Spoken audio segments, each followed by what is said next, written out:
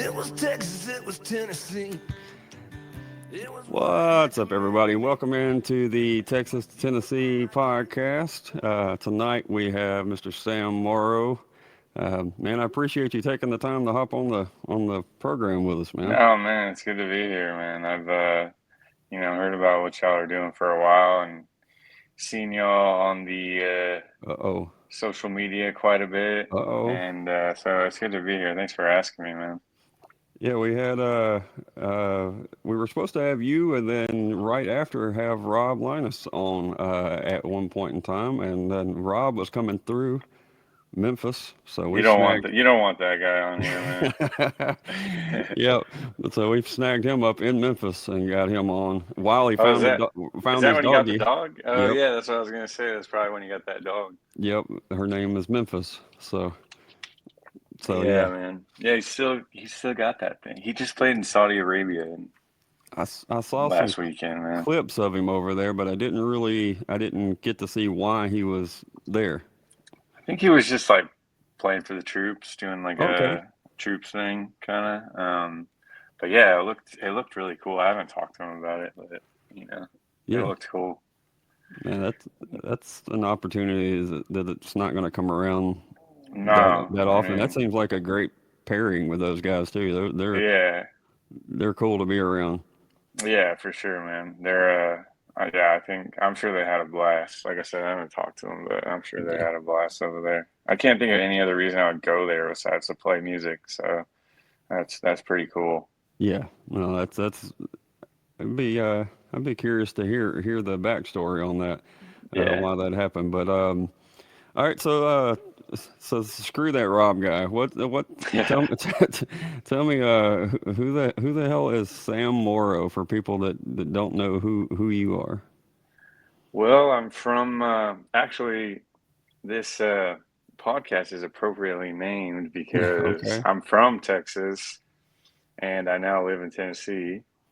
I'm from Houston and I now live in Nashville, but I spent a little over 10 years in California, Los Angeles, and then moved back to Texas for a little bit. And I've been in Nashville for a couple of years. And I've been doing, or maybe less than that, but maybe a year and a half or so. But I've been doing this music thing, kind of touring like fairly seriously and whatnot for the last 10 years, I'd say. Um, it's hard to really like put a date range on that because like I've been playing music my whole life, whether it's been, starting out in churches or, playing in like hardcore bands and stuff when I was a kid, and um, I thought I wanted to be a DJ for a little while. Me You know, me me too. yeah, I've done Me like too. I've been through it all, man. I just I always knew that like music is what made me the happiest, and I can imagine my life without it. But I'm very ADD when it comes to what I like and um, what I want to do, or what kind of music I want to make. Um, but yeah, I put out five records. They're all quite a bit different from each other. Yeah. 2018, I put out a record, and it's probably like my most successful one. It's called Concrete and Mud, and kind of got me ramped up on touring and everything, and people kind of labeled that record a country record, which it kind of is to me. Um, but people kind of kept labeling me outlaw country, and um, Yeah, that just I kind don't of get know. I yeah. didn't really like it. It just like felt weird to Well, me. Like, I know it's really hard to put, some kind of description on that, but what would you call what you do? well, I think like what we're doing right now, at least, like I said, I've jumped around. Like I I go through phases with like, oh, I'm listening to a lot of country right now. I want to make At a least record that's more country or these whatever, days you know? that's acceptable though, Yeah, no, I which is mean, great, you know. my favorite artists are artists that, kind of don't give a fuck and just do whatever they want. Like Sturgill Sturgill. Simpson, Yeah, or like exactly. even like Tyler Childers. Like I was reading something, like someone tweeted the other day, like, he could have just made uh is it Purgatory was his really popular record? Hmm. The one with like Universal Sound and all that stuff on Yep. it. They're like, he could have just made that 5 times and been, the biggest artist in the world, but he was like, no, it's just not really what I want to do. I want to do what I want to do, and like, I mean, he's obviously still killing it, but same with Sturgill or Johnny Blue Skies. But um, I don't know. I relate more to that kind of artist, Understood. that just Because they're kind of being an makes, artist. yeah, they're being an artist and they're not like just pandering to the masses, and um, they're kind of like pandering to themselves a little bit. I think like uh, part of being an artist is like being a little bit selfish in that way, um, because what you like. Yeah. So why not make that? And you're obviously going to be happier. And I think like if you're making stuff that you like, the product's going to be better. Just It goes talking to for people, anything. it seems like the people that um want to create and be artists are kind of have that point of view of what you're talking about. And then, Yeah, if you're coming at it from strictly an entertainment standpoint or strictly a dollar amount, then might have a different view. But yeah, if people are wanting to be artists, then you can tell that they don't want to stay in the same lane all the yeah, time. yeah. I mean, I don't really give a shit about being famous, man, or anything like that. I just want to like I want to make music for the rest of my life. I want to make enough money to support myself and my family with that, and that's all that matters to me, man. And Where it goes. make stuff that like you know um, that means something to people. Makes people Hmm. happy, makes people dance. Makes people just get out of themselves a little bit. And it doesn't have to be every single person in the world. It can be 100 folks in this town and 200 in this town, and I'd be happy. So yeah, if you start catering to like I want to be famous and I want to be this or that, then you're not making music for yourself. You're making it for somebody else, and um, I don't know. To me, that's not very artistic. You know. Um, It's not. I mean, Van Gogh didn't cut off his fucking ear so that he could tell everyone he cut his ear off. He cut it off because he's fucking crazy. Right. He's Right. he's a crazy artist. Um, and I don't know. I could go on a whole fucking rant about that, I guess, but No, it that's makes that's the sense. I gist of mean, it. you just trying to be authentic, and you're right, because I can tell just from the little bit of original music that I have, and friends and people that we've talked to. If you're not at least partially selfish about it, then you probably would have quit or died Yeah, out because the wave is so it can there's bad shows, there's good shows. That first show with crickets in a bar, you would have just that would have been the last one if you weren't yeah, doing it for yeah, yourself. yeah, exactly. Yeah, if you're not having a good time, and if you're just doing it so that the bar's full, it's not going to be You're going to be fun. disappointed You're really going to be fast. disappointed, man. And also, people are smart, man. Like people can see through the bullshit. I believe that too. I don't think people are like inherently dumb and don't have a sort of bullshit radar. I think maybe some people have different ideas of what bullshit is, but um, people just can see through what's the word, inauthenticity. Yeah. non-authenticity. I think people can see that, I know I can, and There's um, definitely a segment of people, the ones that don't just listen to what's on the radio and actually search and find their music. They're able to yeah, sort through that extremely easy. yeah, and it's all there's something for everybody out there, man. Hmm. You just gotta maybe look a little harder for it, and I mean, there's a lot of stuff on the radio that my I get my dose of radio from my wife. Like she pretty much hates all the music that I listen to. Understood. And so,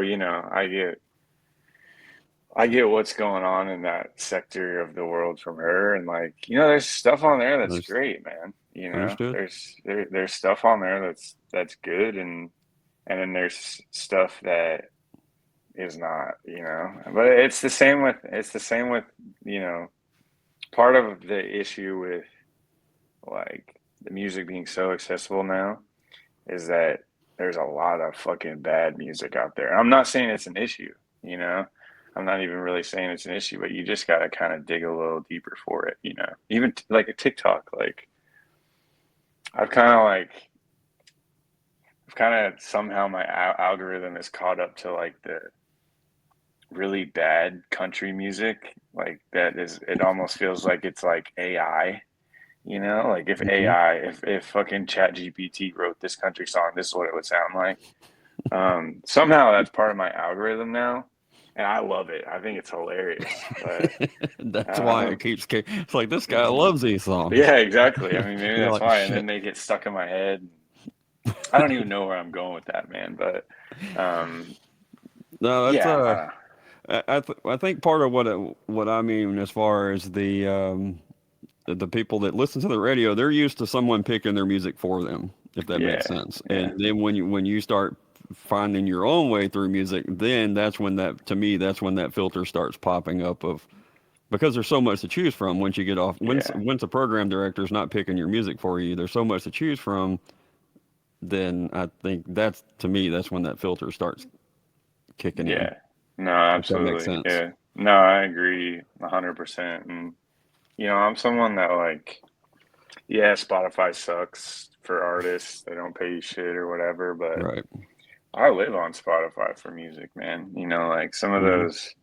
some of those playlists, and even like lately I've been using like I guess it's called the day list that they do on there. I think they do like Right. 3 a day or something like that. And it's just kind of like an AI generated playlist, and I've discovered so much cool shit on those playlists, man. And I think it I think that artists need to like stop getting caught up in that being a stream of income, and it more of like that's a promotional tool, It And it's pretty much what it is, isn't it? yeah, I mean I mean, it shouldn't be that way, no, absolutely not. But like, but it is. who's listening to me?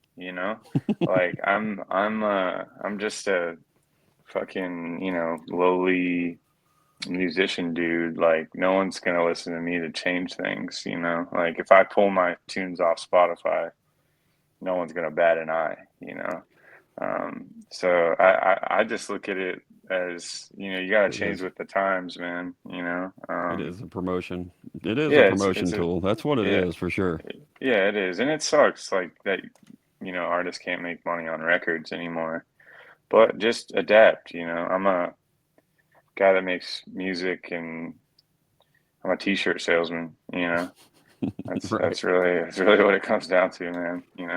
So, you you went from Texas to shout out to our boys with the Vandaliers and their podcast. That was what I was Yeah, listening to the other day to do some homework while I was at work. I had it on in my ears.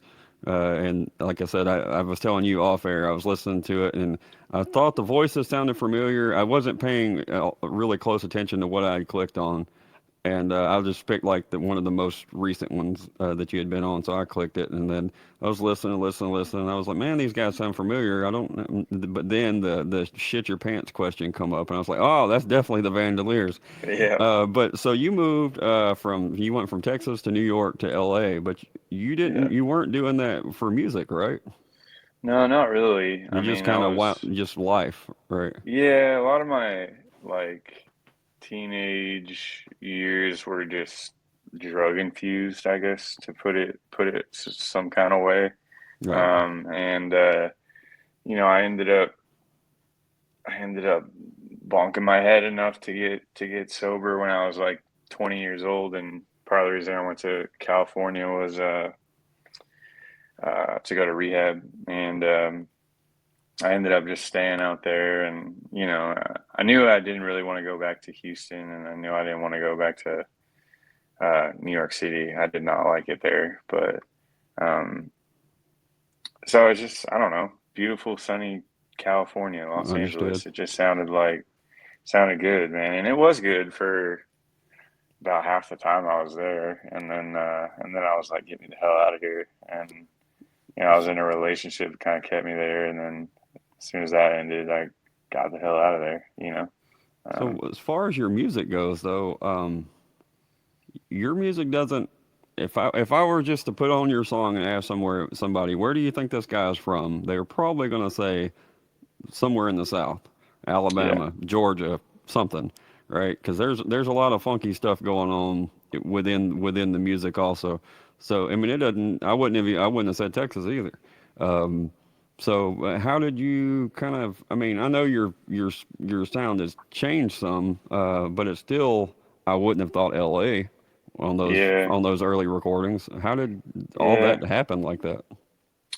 I don't know, man. I mean, I think just how accessible music is. Like Okay, these days, it doesn't really matter where you live. Like it just matters what you listen to, you know. And you know, I was sort of informed of a lot of music, you know, living in LA. Like you know, I sort of like a Laurel Canyon sound, and um, you know, Topanga Canyon sound, like Little Feat or Jackson Brown, and um, you know, Mamas and Papas, and some of the people, and uh-huh. like East LA sound, which is like to me Los Lobos, um, which is like one of my favorite sort of more underrated band, probably the most underrated band that I can think of, you know.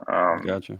But I think that like my music is definitely influenced by those bands. I mean, people talk about Little Feat all the time. I mean, it is probably one of my favorite bands. So it does make sense that people draw that connection. But you know, I always kind of knew I wanted to make sort of Southern music. You know, well, I won't say always. I'll say for the last like 10 years or so. You know, Gotcha. because that's what kind of connected with me, and you know, my record started out like more songwriter based for a long time, like just me and an acoustic guitar, and now they're kind of more, I guess, band based and funky, and you know, the song's obviously still important, but I've just sort of changed how I want the songs to sound a little bit. So yeah, I don't.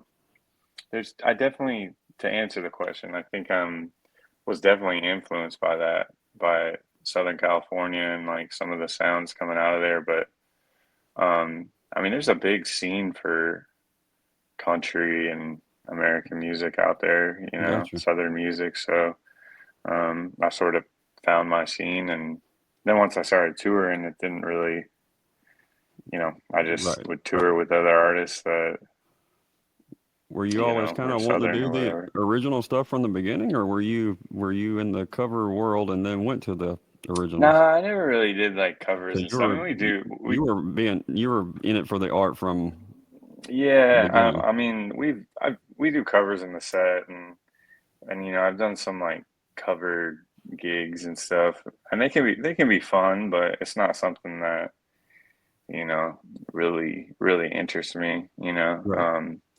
I like creating, and you know, like mixing sounds together. I think moving around the country so much, I know, you know, a lot of different sounds and a lot of different music, and figuring out how I can mix this with that, and that's what interests me, you know.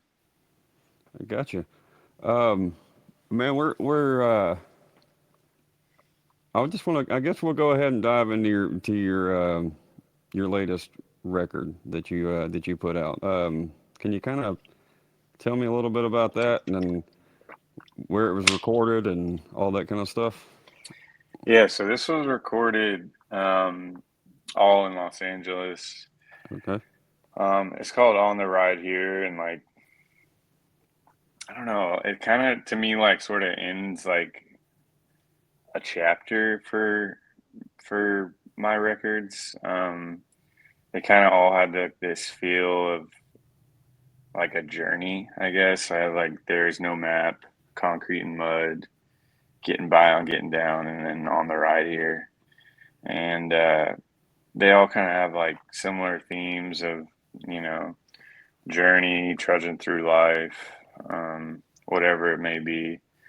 Um, and this one was kind of just like closing that book a little bit, and um, just making sure, just really like observational stuff, like Searching for Paradise is sort of autobiographical a little I bit. struggle with that damn word too, man. Yeah, that's a tough Uh, one, man. Authentic or inauthentic. I'm dropping the big bombs I on you know. tonight, man. Yeah, that one is that song's sort of autobiographical, and um just sort of like my journey through LA, and you know the rest of it is, I mean, they're all the songs kind of have like similar theme. There's like a couple love songs on there, and I mean sound wise I think it's like probably the most like rock and roll one, you know. Hmm. And yeah, I mean I was happy with how it turned out, and you know I'm already ready to record another one because you know it Okay. that came out last year, but it's been done for like 2 3 years, like 2 years before that, you know. So that's just Understood. how the music industry is, man. It takes, for some reason it takes forever to put a record out, you know. Understood. So what about the latest release that you have? Pack it up. What's the deal with that one? That's what I was So gonna. That's the one I was gonna pick for halftime because yeah, I got to see JD Simo open he's a for badass, man. um goodness, what is his name? Anyway, I'll think of it later. Blues guitar player from Louisiana, curly uh curly shoulder length hair. I can't. I'm going blank on his name. oh Uh, no, no, I feel like I know who you're talking about. No, I yeah, can't think of it. I know. I'll figure it out in a I minute. mean, JD's a badass, man. I mean, Pack It Up's a cover. It's Freddie King's song, Hmm. but I actually recorded it um, like right as I was leaving Los Angeles, and it just felt like the right thing to do. And it's like one of those things where the whole vocal take is one take on that song, and that's not really something that I usually do. I'm not that good of a singer where I can do that, but I just uh, I just felt like I felt the song, you know, Hmm. and I felt like it really meant something to me then. And um, you know, some of the music that I've been doing lately and like is kind of more bluesy, more blues based, and Hmm. um, blues, southern rock. And I don't know, this one just like felt right, you know. And JD is, I was stoked that he played on it, you know. How is this was this recorded after you settled in Nashville or is this still L.A.? No, well, so I recorded it like right as I was leaving LA, and then I think like maybe a year later, JD put guitar on it, Okay.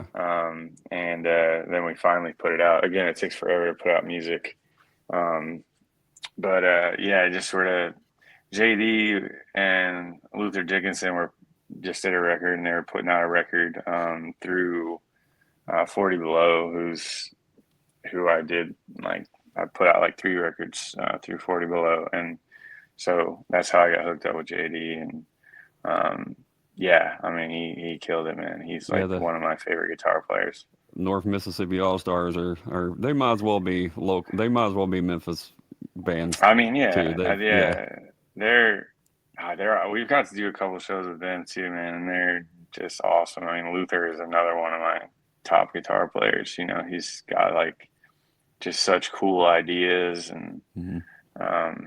you know, I'm not really into like I'm into like ideas and what you come up with rather than like I don't care how fast you can play or you know Understood. how many notes you can get in there. It's like how cool can you make it? And I think Luther and JD are like right up there. I mean, they can do the fast stuff, but they know when to throw it down. You know.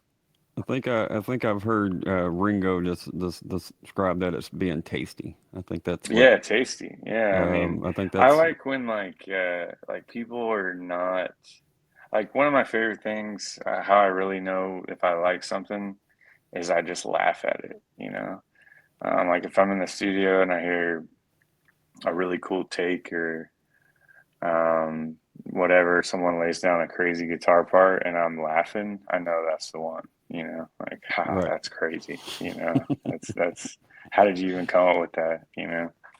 Understood. The guitar player I was trying to think of was Tab Benoit. That's who. Oh, there you go. Yeah, yeah, I, yeah, yeah, yeah. I don't know why I couldn't He's an think of his OG. name. Yeah. Yeah. So JD opened up for him in Memphis. That'd be a good show. Um, well, let's. I'm gonna play "Pack It Up" as my. That's the latest release you got out. If I'm not mistaken, right? Yeah, sounds right. I think so. All right.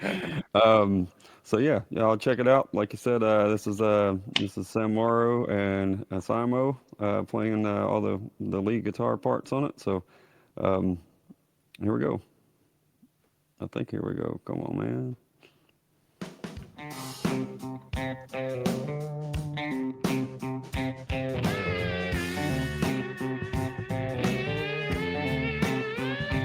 And my head is spinning around, and I'm thinking of thoughts of you.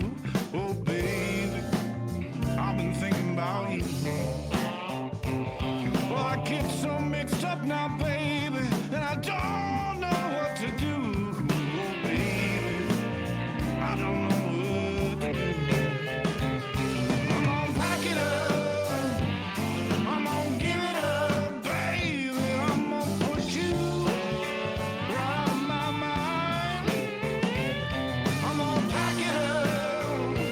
I'm gonna give it up, baby. I'm gonna push you, yeah, right out of my mind. Yeah, I tried my best to understand. You keep saying it'll work out fine, but baby, no, it don't look like it will.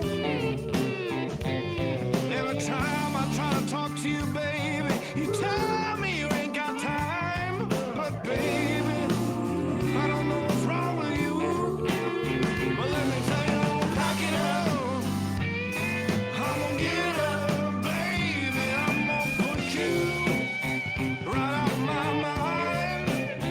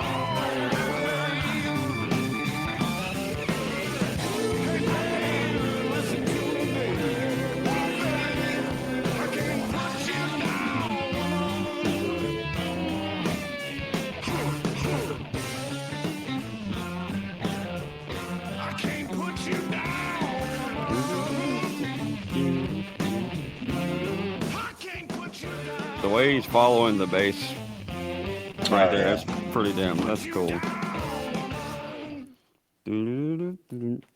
All right, man. So one of the things I wanted to ask, man, that's a great cut, by the way. Thanks, Y'all man. nailed that. Um, I've been watching the a documentary on Stax Music the last couple nights, Oh, nice. and highly recommend it for anybody that's What's that interested in on? that kind. It was on HBO, but I'm using a pirated app. But Oh, I know. Um, but yeah, it was on HBO Max originally, and you know, it kind of the. I didn't really realize it thinking about or listening to the music back in the day or whatever, finding the music. I never really thought about how much of a difference and contrast the Motown was compared to Stax. Like I yeah, knew I liked the Stax stuff and I knew I liked the groove of it, but I didn't realize that the Motown sound was a lot more smooth. And then yeah, then you get into Muscle Shoals and Stax and it gets funkier. yeah, yeah, And that's the first thing I've noticed about your music is that backbeat, the funky, all the bass on it and everything. That seems to be a consistent thing, at least over the last couple albums. yeah, yeah. I think that's like I don't know. It's important to me, and that's also what's like most interesting to me is the music that's got a feel to it, and a backbeat, and a funk, and a stank. Like one of my favorite records is you probably heard it being from Memphis, but maybe not. It's Elvis S. Stax, and it's like 30 songs or something like that. And it's just Elvis cutting a shit ton of songs at Hmm. Stacks with the band there. And it's all, if you haven't heard it, it's awesome, man. I mean, Got to. and it's, So that's with you the know, Booker T and the MGs and that whole yeah, with yeah. Duck Dunn and all the Yeah. guys. And That's cool. it's like, it'll say like, yeah, Good Time Charlie's Got the Blues, take 12 or something like that. And like, it's just really raw. And it like at the top of a lot of the songs, it'll just have Elvis like making a joke or shooting the shit. And then he just starts in on it and nails it. Like, he's one of the most, I mean, he's obviously, Right. he's the GOAT, Right. especially singing wise and just entertainer wise. And, um, there's kind of a caveat. There's this book that's like about to come out, and I pre-ordered it. I don't think it comes out till like April, but it's this guy's whole conspiracy theory on how Elvis is actually an alien, and like he comes from a different world, and he in the book he um, has like anecdotal stories um, from people that were like around Elvis. Even this one that they mention in like the press clipping that I think it was like people were at Graceland and they were like trying to play tennis or something, and it was raining, and Elvis made it stop raining. Like crazy. I don't know. Shit. Maybe he Right. was like I don't know, but the book just like sounded so interesting, whether it's true or not, like I'm reading it, man. Right. I I can't remember what understand. it's called right now, but I read a um, Todd Snyder book and I couldn't tell what was true and what wasn't in the whole damn thing, but it was yeah, I interesting. love that, man. Yeah, I Right. read like there's like a Norm Macdonald book where it's supposed to be like autobiographical and but everything's just kind of like exaggerated and but like hilarious. So I don't know. Maybe Elvis was an alien. Maybe I'll start believing that. I don't know. It sounds like a cool thing to So he believe. It's wasn't it's only not the hurting king of anybody. rock and roll, he was the king of another planet too. Yeah, he So, was like the king of okay. rock and roll and another planet, maybe like the second coming. I don't know. I'm not hurting anybody thinking that. No. And, um, so another one of the, I wanted to ask how, uh, Addicted to Love. Okay, so yeah, see, they covered the Robert Palmer's "Addicted to Love," but that's got that's still got the backbeat, still got the funky Hmm. groove to it. Yeah. How did that happen, or why that song? Well, Was it so from gigs or something? so Robert Palmer's first record was had the Meters as his band, and Lowell George from Lil Feat produced it and played Okay, guitar okay, on it. okay. And if you haven't, it's Sneaking Sally Through the Alley. I always get like it's one of my favorite records, and I can never remember the exact name, but Sneaking Sally Through the Alley, and yeah, it's one of my favorite records, and it was made in the '70s, and the sound is just like absurd. And Robert Palmer's voice is obviously crazy, Hmm. and then like the '80s happened, and he was like, "Man, I need to make some hits," and so that's when he had "Addicted to Love," which is a great song, but the '80s is probably like my least favorite era for how music sounded. I'm there with you for the most I part. mean, Yeah. yeah, like ZZ Top, same thing. Like ZZ Top's one of my favorite bands, and I like every song they've ever put out. But like, if they would have recorded Sharp Dressed Man in the '70s or the entire Eliminator record in the '70s, I would like it so much more. Understood. But I'm not a synthesizer kind of yeah, I person mean, either. It's just I not my don't hate thing. it, but just like I It doesn't tickle keep it whatever out of my rock and fancy roll, is. man. Yeah. Mm. But anyway, so he recorded "Addicted to Love." It's obviously super '80s, but it's a really cool song. So I just kind of wanted to do "Addicted to Love" as if it were on that first record, and as it were recorded in the '70s, and um, has that kind of stank to it. And I mean, a good song's a good song, so Hmm. you record it any way you want, and it'll still sound pretty good. Um, so yeah, that's kind of the story behind it. I hadn't played it live or anything like that. I just sort of like was like, man, I want to cover this, and went to the studio and just sort of came up with a rendition for it. And that one we actually had Scott Sherrard play guitar on, and Scott Sherrard is the frontman of the current Little Feat right now. Okay. Also played. He was like Greg Allman's MD, music director for a really long time, and he's an amazing guitar player, especially slide. So he was cool enough to play on that song, and Well, um, yeah, I'll just play a little. I mean, we're. I wasn't planning on playing it, but we'll play a little bit of it so they'll know what we're talking about. yeah, do it. Your mind is not your own. Heart sweats, I mean, body that's shakes. super cool, man. The way y'all did that. Thanks, man. Is what it takes. I forget, like, Can't sleep, can't eat. because we don't really. I don't listen to it all the time or anything like that. We play it live all the time, but I forget there's like that like kind of wood block in the background too. That thing's cool, man. All you need Dun, is dun. the world. You like to think that you're new to this stuff. Oh yeah. Closer to the truth, you see. Can't get enough, and all you're gonna have to face it. You're addicted to love. Yeah, man. That's if our cover bar band covers a song, I'm gonna send them your version. That's for sure. Yeah, yeah. I That's mean, cool. I think like whenever we do covers, for the most part, like there's certain bands that when you cover, you got to do it exactly like they do it. Understood. One of those bands is Skinner. Like I don't think that you That's can cover Skinner and like understood. not do it like Skinner does it.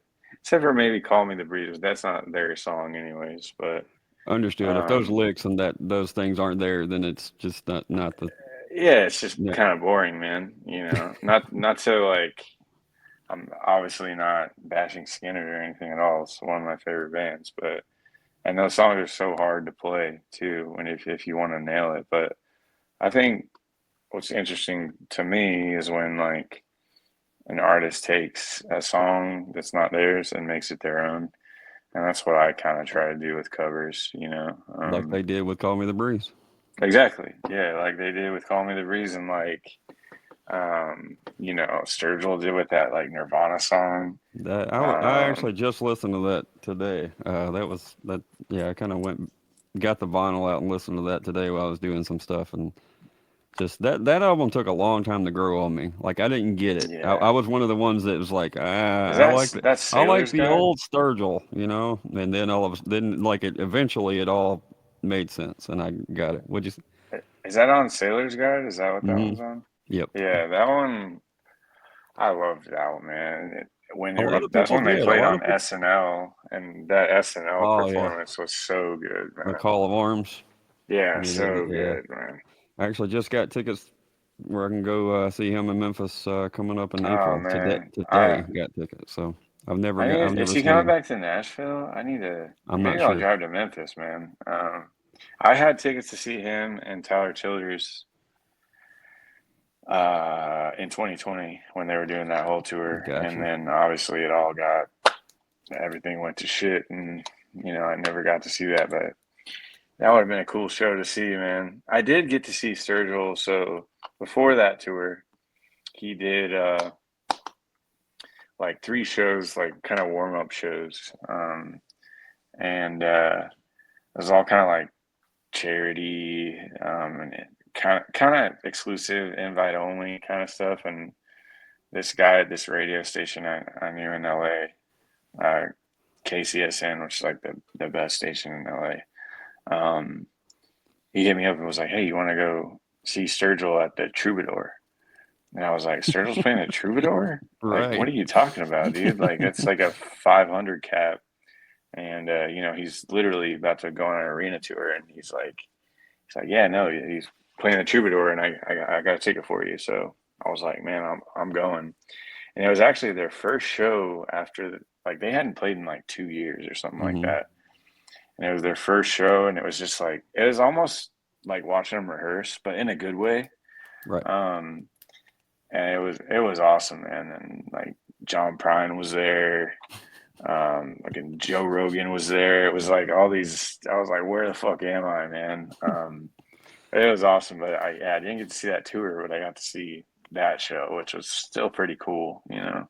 And Troubadour's like legendary venue, Right. you know. Yeah, that's a crazy scenario to happen in Yeah, general. yeah, it was like definitely a once in a lifetime thing, you know. I don't know, it's cool. I get to Well, do cool stuff every once in a while.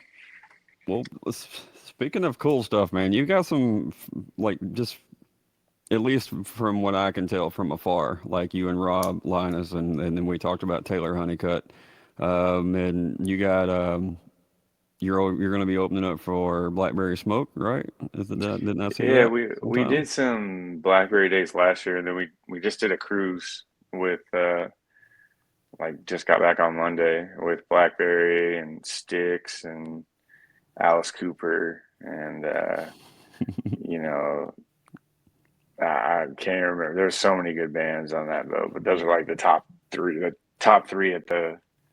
And you know, like I would have never bought a ticket to go see Alice Cooper probably, but it was You enjoyed it when you I loved it, man. Same with right, Styx.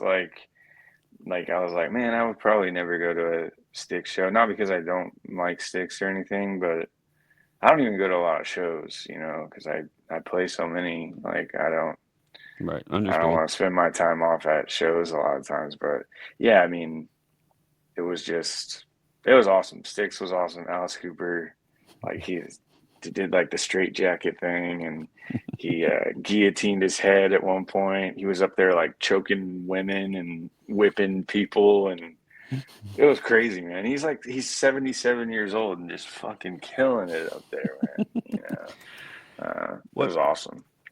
s- I know this is not new for you because you've been doing this for around 10 years or so. You said you've been in you've played some bills with a bunch of different folks and been around this thing for a little bit. But have you kind of had those moments besides the Troubadour? Well, like as far as your actual music career, where you were like, "Holy shit, how am I?"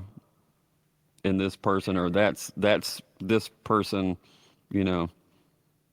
Yeah, I think like doing shows with Blackberry was is and still is really cool. Like I'm sure we'll do like more in the future. And then just doing this cruise recently, even though I was like literally the last one on the lineup, like it was, I got paid to go on a cruise, and like sometimes you have to step back and, just be really grateful for that kind of stuff. And, oh, I get to share a green room with Sticks, um, I don't know, just kind of little reminders that like you're doing something right. And it just gives you sort of some momentum and um, some confidence, Hmm. at Blackberry, like, we did shows with them last year, and That seems like a perfect band for your yeah, style, as yeah, far as just their audience is going to get what you do. yeah, I think so too, man. And they're like, to me, they're like the consummate professionals. They're, as the kids would say, they're goals. Um, everything. They're all like super nice guys. They're all really badass musicians, Hmm.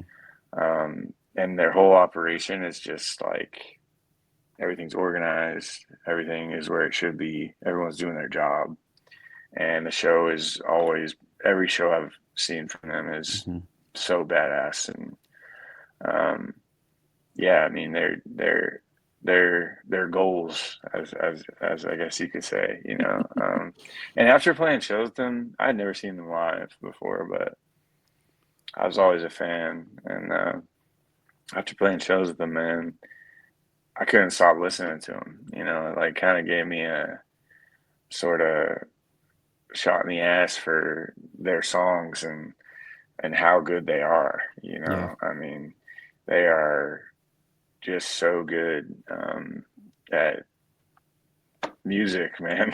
I mean, To be in a I know band, they're current, but they're right there with all Oh the man, classic rock people that you would name. oh, It 100%, sounds man.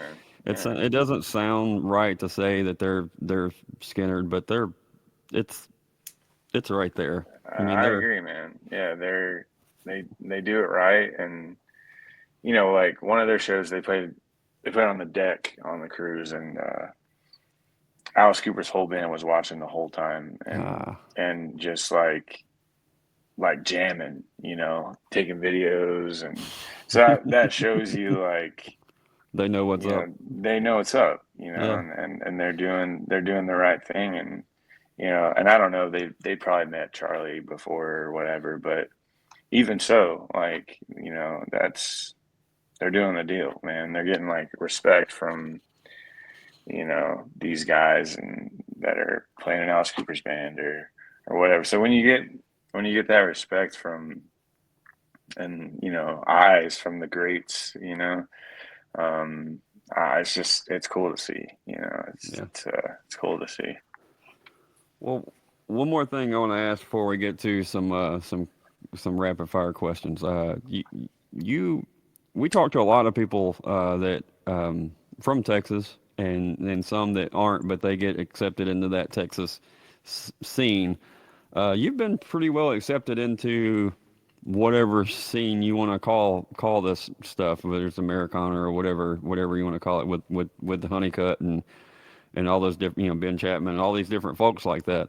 Um, Oh, I love Ben, man. He's the best, man. yeah, I'll tell him how fun this podcast was, that he should come on here too. I will. But I'll tell his ass, man. no, um, but I mean, was there kind of a moment where you realized, as far as the community, that there is?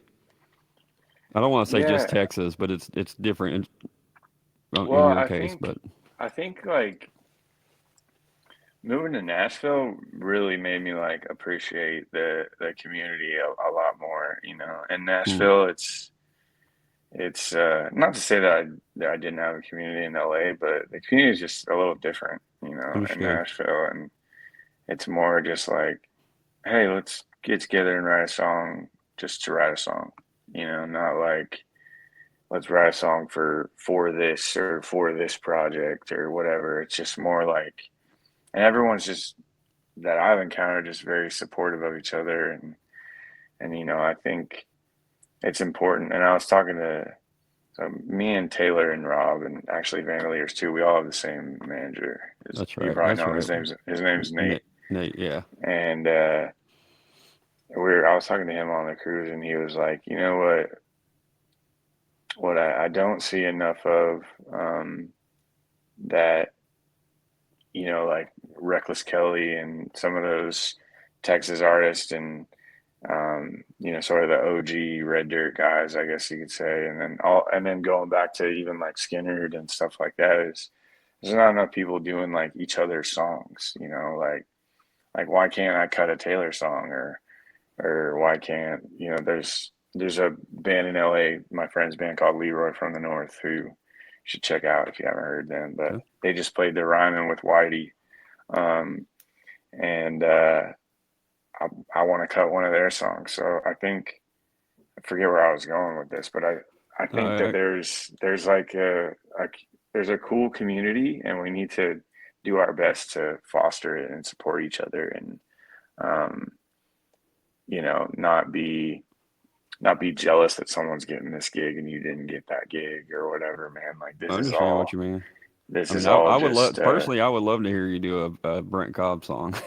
yeah, or a Brent Cobb song, and I think in Nashville there's way more of that. Just you know, oh, I wrote this one with Brent, or I wrote this one with Adam Hood, or I've wrote a bunch with Ben Chapman. I've never written with Brent or Adam Hood, but I'm saying like they're two of the songwriters sort of in this town that kind of write with everybody. But I've wrote a bunch with Ben, and um, I want to write with Aaron Rattieri. He's a hard guy to fucking. I've talked to him a bunch, but he's a hard guy to get to nail down. He's busy. Um, and Meg, and like all these songwriters in town. Reed Houghton is another one.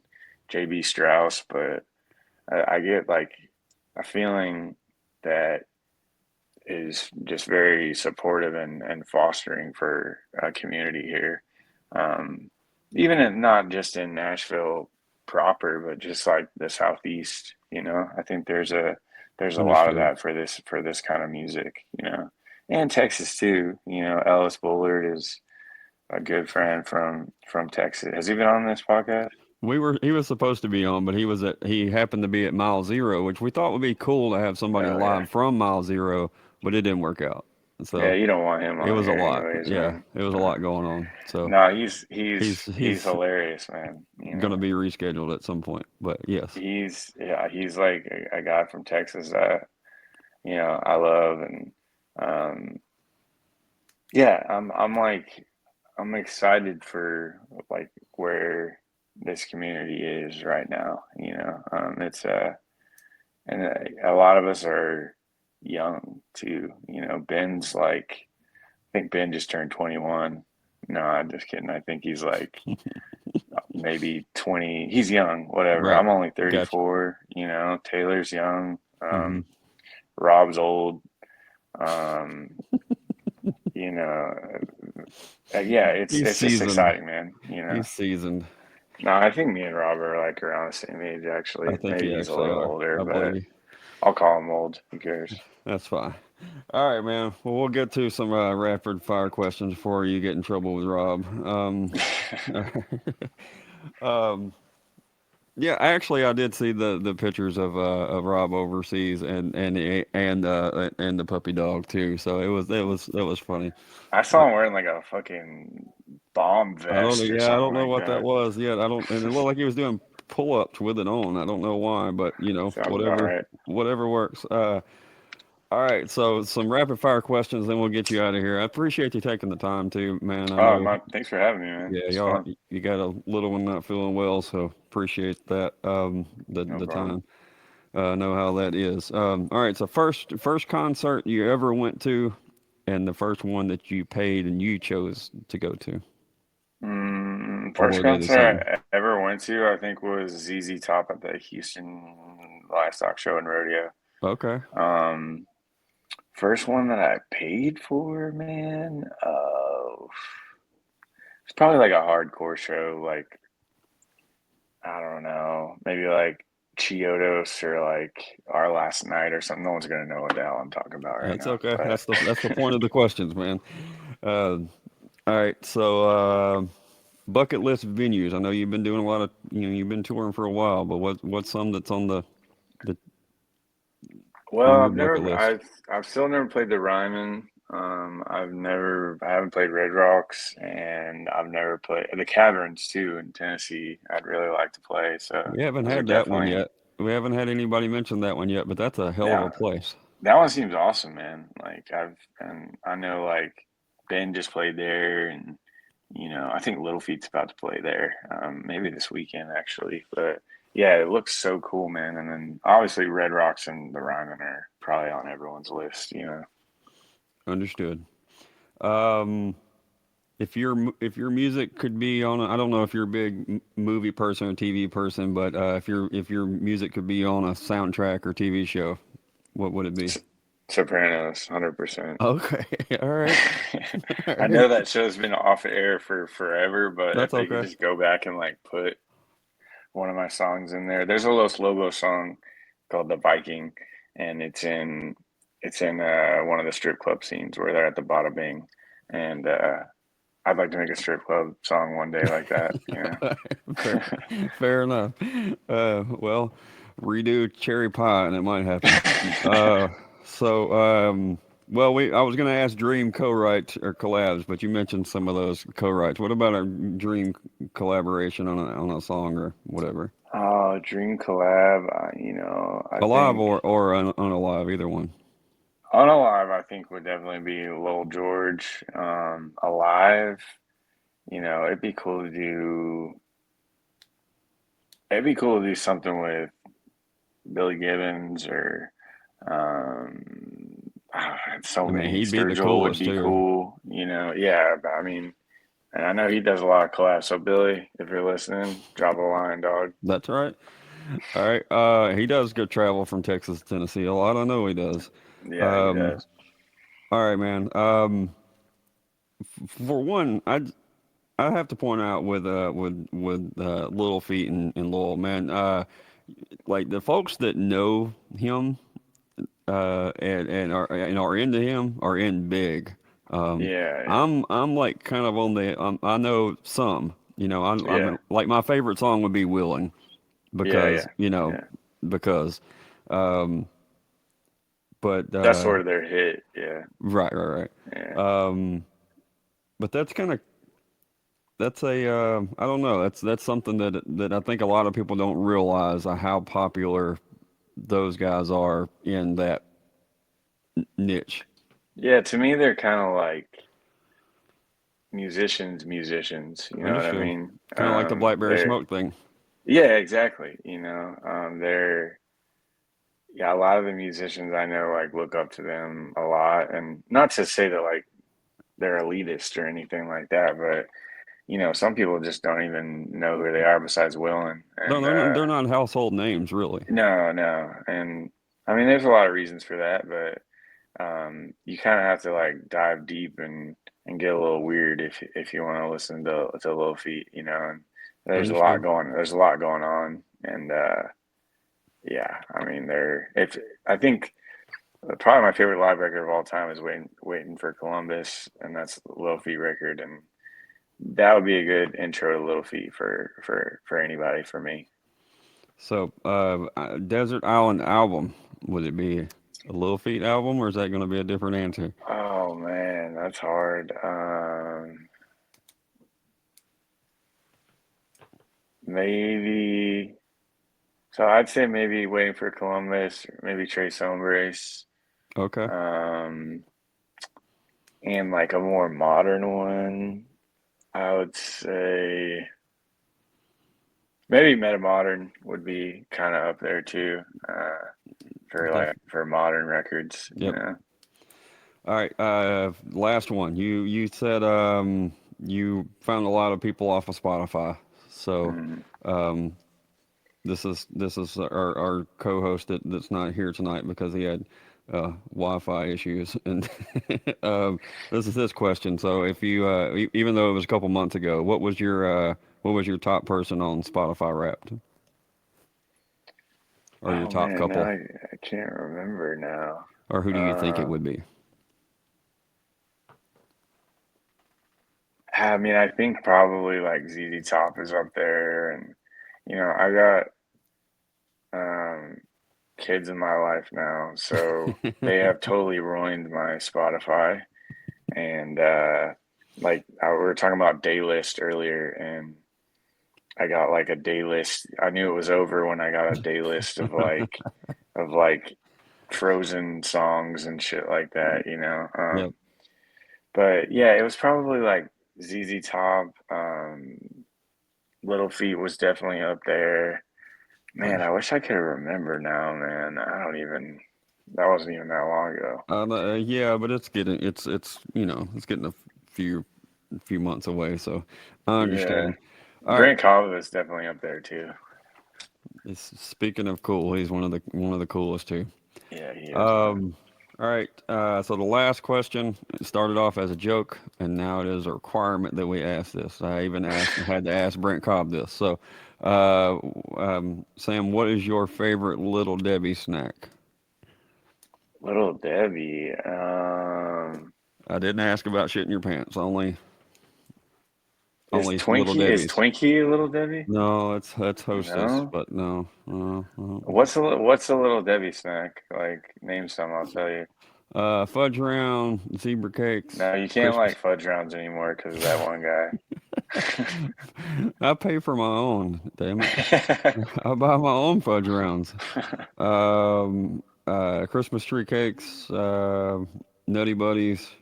Ooh, I Nutty need, Buddies. I need Nutty a real Buddies. list, but Yeah, Nutty okay. Buddies. All right. Sorry, I There's a need to whole get lot of up people on like my that. on my snacks, man. Rob Linus thought Bud Light was a was a Little Debbie, so um, That sounds that's right. not I'll tell you, completely true. I'll tell you, I'm a it's kind of related. I'm a sour candy guy, so like Sour Punch Straws and Sour Patch Kids, all of those are like my gas station snack right there. Gotcha, gotcha. No, Rob said that he doesn't do too many sweets because it messes with the beer. So that was actually his answer. He's also like he's Mr. Health and Fitness, dude. Hmm. I could So tell. he's I mean he looks good. I don't, I got a I I got a understand. I got a one pack and weak arms. He's diffusing bombs in Saudi Arabia right now. And has a dog named Memphis. So, Yeah, exactly. um, which I that to tell that story a little bit. He, when he found that puppy, it was freezing outside behind the dumpster, and I think originally was going to just see if someone would adopt the dog while he was still in Memphis. Yeah. And then when I met them at the show, I was still in my Jeep when they got out and everything, and they walked past me, and he had the dog like in his jacket, when all I could see was the head sticking out, and I'm like, yeah, that dog ain't going nowhere. Yeah, that's when you Yeah, know it's over right he's there, done man. for now. Yeah, Yeah, that's when you know it's over, yeah, man. he had Yeah. done basically the same thing that happened to you with your Spotify and the kids. That's what happened to him with the dog at that point in time. I Yeah, was like, there yep, you go, man. yeah, all the That's posts about hilarious. adopting the dog are you know probably not replied to at that point in time. So, but all right, That's Sam, I awesome. appreciate the time, man. Oh, thank you. Thanks for having me, man. Yeah. Um, and if you have anything else coming down the line, I know you're gonna have some new music coming out, as soon as you Yeah, can. just catch a show, man. Go to shows, and if you can go to samrmusic.com, and got a bunch of shows the rest of the year. Just support live music, go to shows, buy merch. That's Right. about it, man. Understood. All right, make sure y'all follow Sam on all of his socials, and wherever you're listening to your music, hit that pre-save when they release stuff, because it matters. It gets them on the. We hate the algorithms, but they exist. So, got to play the game and help the homie out, and hit those pre-saves and follows on anytime any of these guys ask. So, all right, man. Like I said, appreciate it. Thanks for having me, man.